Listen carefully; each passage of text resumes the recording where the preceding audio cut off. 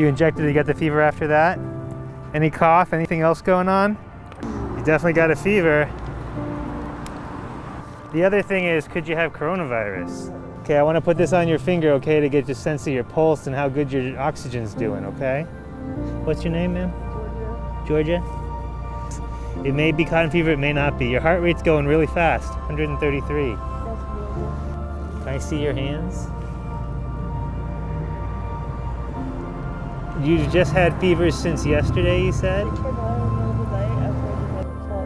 Yeah. Do you have any pains in your joints? Any muscle aches? Yeah. Those are all things that are pretty concerning for having coronavirus. So my name is Dr. Luis Manriquez. I'm a family physician, helping set up the street medicine team with TJ, Chaz, WSU College of Medicine, and the Regional Health District, Jules Helping Hands here. Basically, we're reaching out to check in on people who wouldn't otherwise be seen, who wouldn't otherwise receive care because of, for whatever reason, they don't want to go in to be seen. They're suspicious of the healthcare system, or they're, have been discharged from the healthcare system. While we were filming this documentary, the coronavirus pandemic hit the news, and life quickly changed for all of us, including the homeless community and shelters like Cannon. We interviewed Julie Garcia roughly 10 days before the state of Washington issued a statewide shelter-in-place order. But the shelter was already making changes to distance and isolate guests as needed.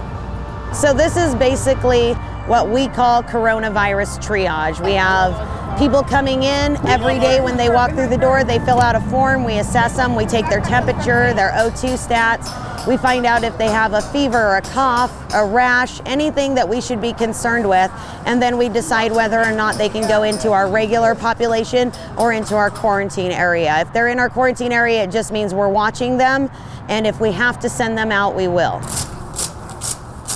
We're gonna put tents inside of the tents. That's our plan for tonight.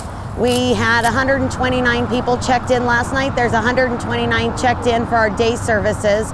Tonight we're expecting they're gonna close down the STA Plaza lobby, and they're releasing people from jail. That's all people that don't have places to go tonight. I can expect that they're all gonna show up here, and we're gonna need to find shelter beds available. We're disinfecting 4 or 5 times a day. We're sending people out. We're feeding people outside where it's sunny out. Our day-to-day routine has been turned upside down because we have to have our beds 6 feet apart, our mats 6 feet apart, and the people sleeping head to foot, which means we had to eliminate our mats and set tents up outside with the 6 feet away rule to deal with all this. We're still at capacity and more, so it's chaos right now. It's chaos, and it's kind of stressful. We were also present when representatives from the Spokane Regional Health District visited the shelter to check on procedures and to offer advice on how best to keep everyone safe. We're working on trying to ensure that we have more protection for the homeless by ensuring that there's more spacing, and less crowding in the shelters. And part of what needs to happen with that is we're working with the city to find other sites that we can open up, to increase capacity, so that we're minimizing, the crowding of people in shelters, and that will minimize the risk of transmission occurring or outbreaks occurring in a shelter setting.